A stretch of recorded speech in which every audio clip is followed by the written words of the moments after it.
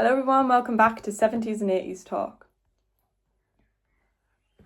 So today we are going back to 1984 and I'm going to be reviewing another Dio album because I really enjoyed reviewing Holy Diver. So this is the second studio album and it is The Last in Line. It was released on the 2nd of July 1984. Chart-wise, it reached number 4 in the UK albums, 23 in the US Billboard 200. In the UK it is silver and in the US it is platinum. So, the first song on the album is We Rock. It's very heavy to start, expected. It's very Iron Maiden sounding, I'd say. It's a really good heavy metal song. The only thing I would say is that when Dio is singing We Rock, it's quite repetitive. It's said a lot. Maybe could have been a bit more variation there. So number 2 is Last in Line. It's a really nice song. And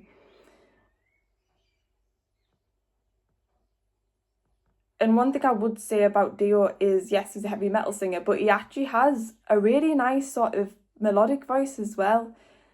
But it doesn't last long because it kicks off and we're back into heavy metal territory. Again, another good song.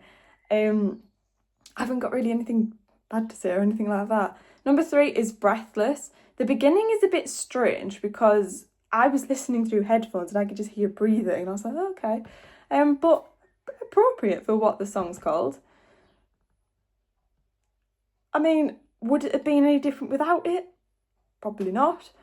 The guitar works really well, especially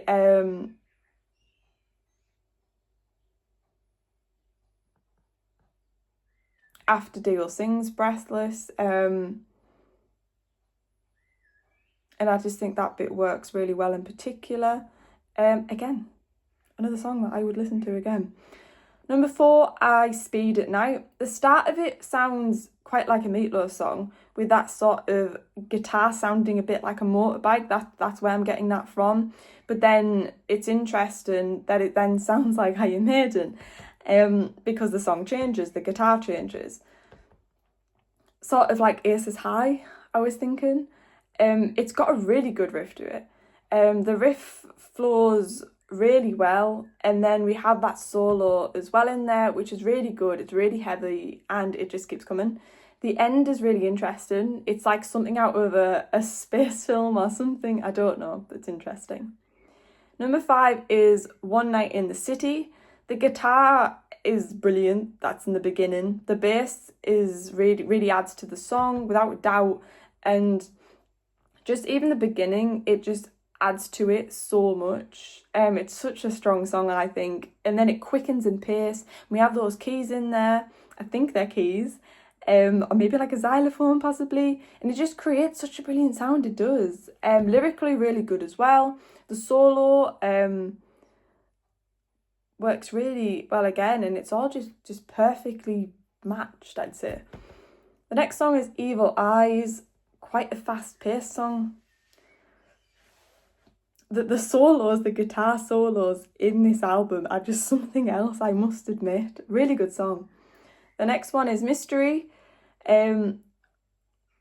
What a flow this song has, I think. Again, the lyrics are really good. We all know that Dio wrote stories. That's how he sort of wrote his songs. He wrote them as a story and then turned them into a song, essentially.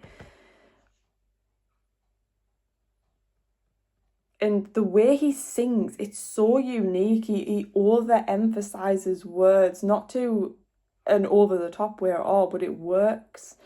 Just at the end of lines, for example, the chorus has a really good feeling to it, I think, when you listen to it. Again, that solo, it's absolutely killer. It just comes flying in out of nowhere. Brilliant. And it really does it just makes the song go from here to up here. And Dio just sings in a way where he really does hit that optimum pitch where it just resonates. Brilliant, really is.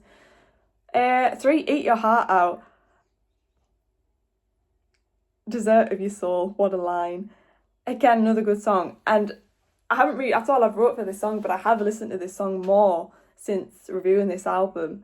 And it's like one of those songs that's quite addictive, and you just want to keep going back to it and listen to it more and more. And the more you listen to it, the more things you pick up on. And yeah, it's a good song. The next song is Egypt. There's a sort of UFO sounding sound again to start this. These sort of sounds are dotted about in this album. And then the next sort of sound or set of sounds straight after that, brilliant. And you've got to bang your head to it. And if you're moving about to a song, it's a good song. The beat to it's brilliant. The guitar has a wavy sound to it, which often I describe guitar as in songs. And it's really good. But I've got to say, the beat and the drums is this song. It makes this song as good as it is. Then we get this slower bit in there. Those sort of magical effect sounds again, where it's like chimes almost, I'd say. Then the drums after that bit with that guitar. It's so varied, this song. There's so much in it, so much to give. So overall, another killer album of Dio's. Lyrically, story writing is what he's done. It's top notch, really is. The drums really do carry the songs though. They really do. The guitar, of course, we've got Vivian Campbell in this album. Massive fan of Vivian. Obviously he's in Def Leppard now. I've said before in videos before, he's had such a brilliant career. Really has. Obviously with being heavy metal, it's heavy, which is what you expect. Saying that, sometimes you get heavy metal albums and you think, more rock, not heavy metal, but this is definitely heavy metal. Lots of variations, which is good.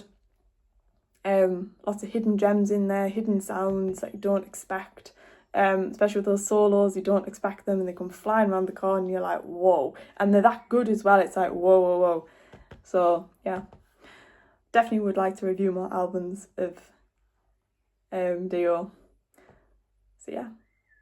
That is my review for that album.